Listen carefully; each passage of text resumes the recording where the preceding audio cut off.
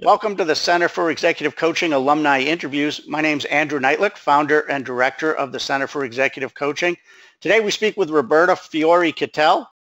Over the past 17 years, she successfully coached several hundred executives, key leaders, senior managers, and top professionals from Fortune 500 corporations to small businesses.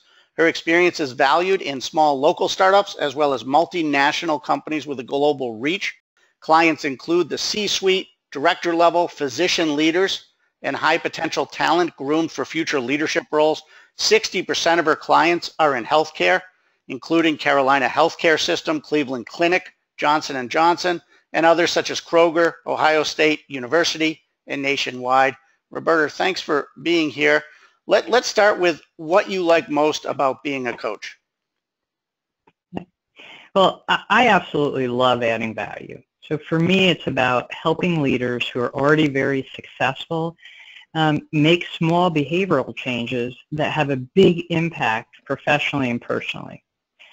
So a lot of my work is in healthcare, and I have a very clear line of sight to how this impacts patient care. If a physician I can help, or if a leader grow, then that cascades down, and it results in great patient care that's compassionately driven. All right, great. So you've been at this a long time. You're really successful now, but maybe you could take a look back, talk about how you started and how that compares to where your practice is today. Yeah. When I started 17 years ago, I would describe it as a portfolio. I did a portion of my business. I was an HR for hire. I did maybe like a dozen coaching cases. All I had for my practice was a business card. And I tell you, I did subcontracting for any consulting firm who wanted to use a coach. And then I got intentional, meaning I said yes to only coaching work. I only started doing subcontracting for one large global firm. And in my own business, I spent a lot of time developing a couple of key accounts that resulted in very large employers where I got probably about a dozen executive coaching assignments a year. I would say I became a victim of my own success, right? So my business really thrived with minimal sales and marketing. Well, we all know where that story, right, went. Two of my largest accounts shifted away from coaching culturally, and I had to get intentional again. I invested in resources and marketing sales, people who are really good and experts to help me. And with a colleague, I spent time investing in two coaching products that I wanted to be known for. One is executive presence, and the second is coaching skills for leaders. So fast forward 17 years later, I would say my practice is now very robust, but equally important, it is positioned to continue to grow. Good.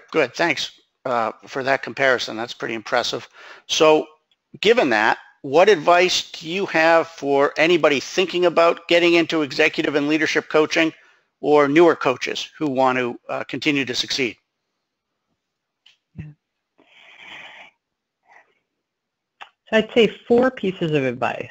I think the first is, for them to really think about what they want to be known for and work with someone to craft a powerful elevator speech.